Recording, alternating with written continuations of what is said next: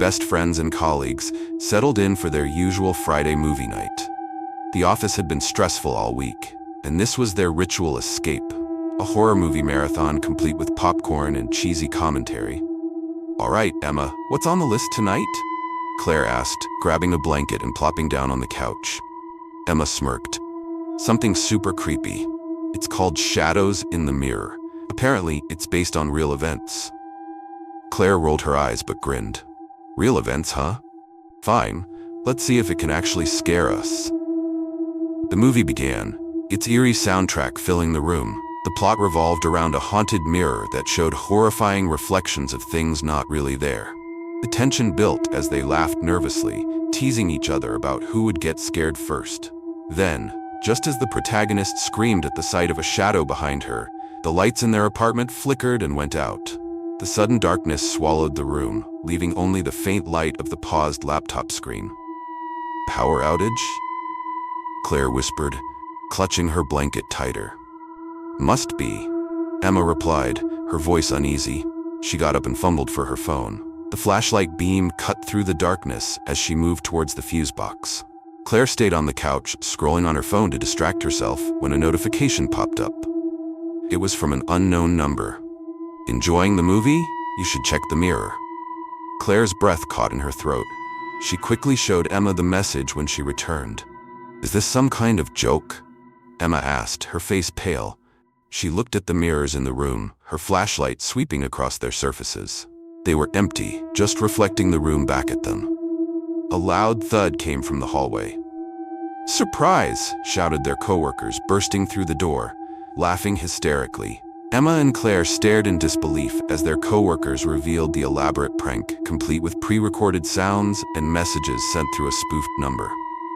"You guys are the worst," Emma yelled, half laughing, half angry. But as everyone settled back into laughter, the lights flickered again. A chilling voice whispered, "This time, it's real."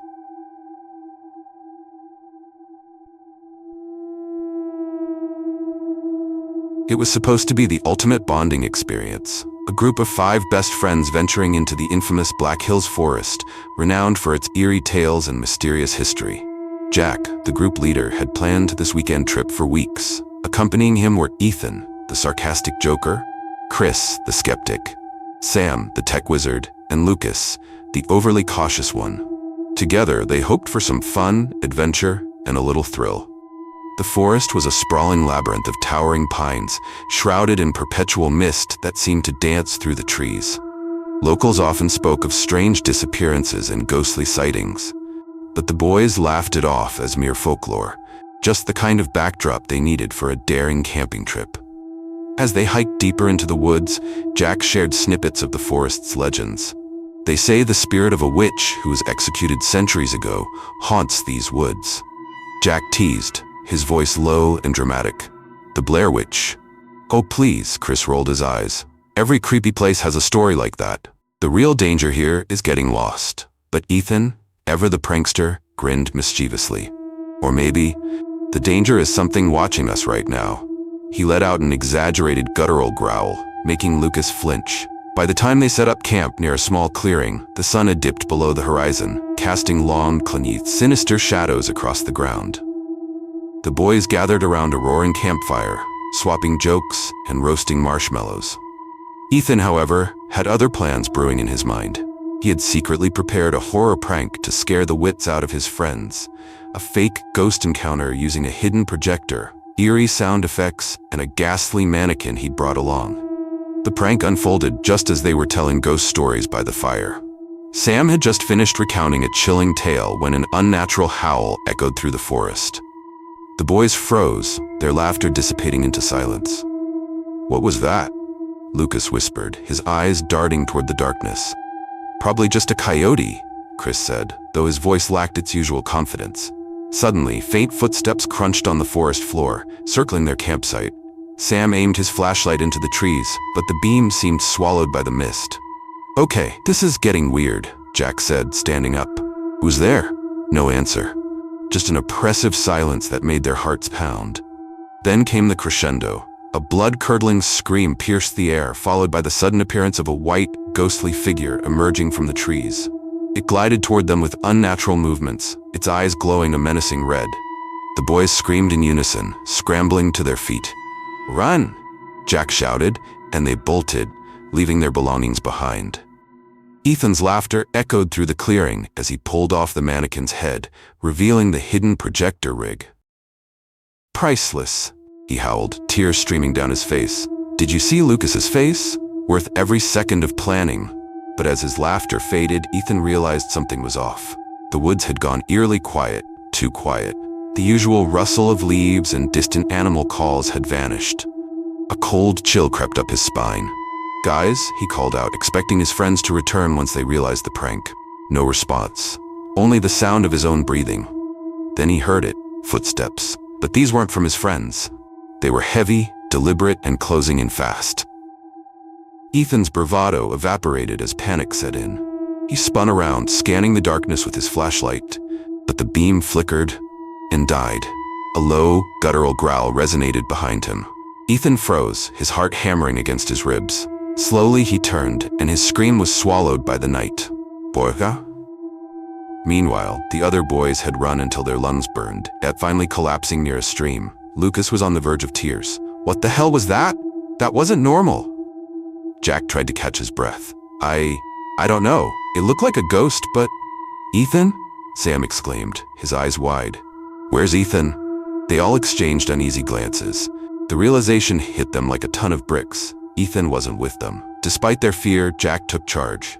"We have to go back and find him," he said, his voice steady but strained. Reluctantly, they retraced their steps, armed with flashlights and sticks. The journey back felt like an eternity. When they reached the campsite, the fire had burned low, casting eerie shadows. Ethan's prank setup was still there, but he was nowhere to be found. "Ethan?" Jack called out, his voice trembling. A rustling sound came from the trees. They all turned, flashlights pointing in every direction. Suddenly, Ethan stumbled out, his face pale and his eyes wild with terror. "We need to leave, now," he gasped. Before they could question him, a deafening roar erupted behind him. The boys didn't wait to see what it was. They grabbed Ethan and ran as fast as their legs could carry them, the roar echoing in their ears. The group didn't stop until they reached the edge of the forest, collapsing onto the ground, gasping for air. Ethan finally broke down, tears streaming down his face. "I thought it was a prank," he choked out. "But something out there is real." The boys exchanged uneasy glances. Whatever had happened in the Black Hills forest would remain their secret. They swore never to return, vowing to put the experience behind them. But deep down, they all knew. Some mysteries were better left unsolved. To this day, none of them speak of what happened in the Black Hills forest. And if you ever hear whispers of glowing eyes and haunting roars in the woods, do yourself a favor. Stay far away.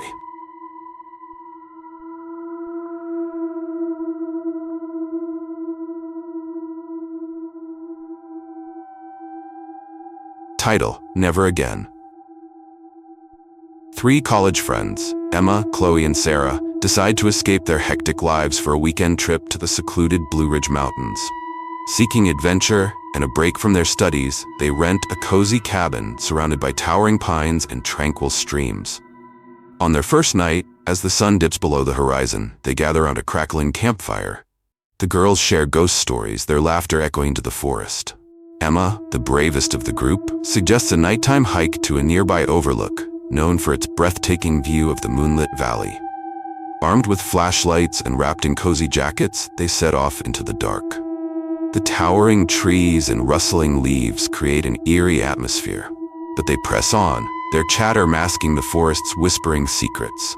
Unbeknownst to them, a local prankster named Mike, who often roams the mountains, overhears their plans. Known for his elaborate scares, Mike decides to teach the girls a lesson about wandering in the woods at night. As they reach the overlook, the moonlight bathes the valley in a silvery glow. Suddenly, a distant, blood-curdling scream pierces the silence. The girls freeze, their flashlights shaking. Sarah, the most timid, insists they return to the cabin, but Emma convinces them it's just an animal. The scream is followed by soft, deliberate footsteps around them. Shadows dance between the trees, and their flashlights flicker. Chloe, trying to lighten the mood, jokes about mountain ghosts, but her nervous laughter dies as a figure appears briefly between the trees, a pale face with hollow eyes staring back at them. Panicked, they sprint back towards the cabin, the oppressive darkness swallowing their terrified cries. Mike, dressed in tattered clothes and a grotesque mask, follows them silently, ensuring every twig snap and rustling leaf amplifies their fear. Reaching the cabin, they lock the doors and close the blinds, hearts pounding. As they try to calm down, the sound of nails scraping against the wooden walls sends them into a frenzy. The power flickers and their phones show no signal. Suddenly, a loud knock echoes from the door. They muster the courage to peek through the window, but see only darkness. A note, slipped under the door, reads, "You're not alone." Emma grabs a fireplace poker, ready to defend her friends. The doorknob rattles, and Chloe begins to sob, begging for the nightmare to end. Just as their terror peaks, a familiar voice calls out. Mike's laughter fills the air as he reveals himself, pulling off the mask. Relief floods their faces, but anger quickly replaces it. Mike, realizing the depth of their fear, apologizes profusely. The girls, however, are too shaken to find humor in the situation. The next morning, they pack their bags in silence, the scenic beauty of the mountains overshadowed by their harrowing experience. As they drive away, Emma vows never to set foot in the woods again, a promise they all silently agree upon. Their weekend getaway becomes a tale of terror they share cautiously, the memory of their fear lingering longer than the laughter of their friendship. In the end, the mountains stand silent, keeping their secrets and the girls' fear, ensuring that they, and anyone else who hears their story, think twice before venturing into the woods again.